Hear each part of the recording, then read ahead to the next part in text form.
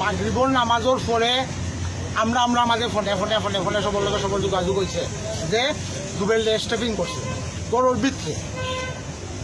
একটা টাইম রুবেল গরুর ভিতরে করছে, বাড়াইয়া গেছে, কে আইছে না আইছে এটা দেখালো, সেগুলো পাইছি না, কেউ যোগাযোগ করতে পারছে না।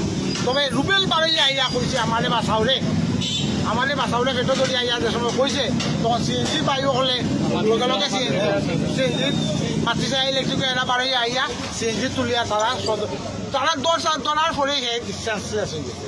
এর পরবর্তীতে আর কোনো সেন্স আইছে না। তবে লক্ষণে মনে হয় যে গরুর ভিতরে হয়তো আরো ভিতরে দিছে কোনো মারামারি, চুপিসারে মারামারি হয়েছে, রক্ত বিভিন্ন জায়গা পাওয়া গেছে, চুপিসারে আওয়াজ নাই, কোনো আওয়াজ ছাড়া। এর আগে সম্ভবত আমার কাছে আমি যেটা আইডিয়া করলাম, রুবেল কিন্তু বেশ হয়তো 10 মিনিট 5 মিনিট পরে বাড়াইছে।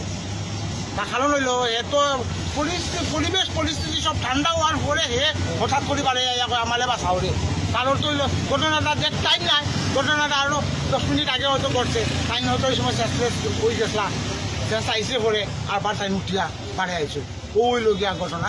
এখনকার আমরা পদক্ষেপ হইল আমরা শমশেরনগর সড়ক ব্যবসায়ী সমিতি থেকে একটা টাইম আমরা তো সম্মিলিতভাবে হওয়া খুব কঠিন হয়ে গেছে, বিধায় সব ব্যবসায়ীরা যতজন সম্ভব হয়েছে আমরা এটার প্রতিবাদ মিছিল করছি রুবেলের মৃত্যু সম্পর্কে।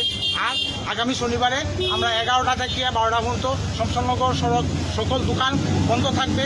এই বন্ধ থাকার মুহূর্তকালীন সময়ে আমরা প্রতিবাদ মিছিল করে যমুনা যাব, যমুনায় আমাদের মানববন্ধন করব, ওইখানে আমাদের অবস্থান পরিষ্কার করব এবং আসামিকে যে কোনো মূল্যে 24 ঘন্টা 48 ঘন্টা যাই হোক আমরা ওই সময় এই সিদ্ধান্ত দেব, ওই সময়ের ভিতরে যাতে আসামিদের ধরতে হবে, গ্রেপ্তার করতে হবে, তার উপযুক্ত বিচারের আওতায় নিয়ে আসতে হবে। এই হলো আমাদের আজকের মুহূর্তের প্রোগ্রাম।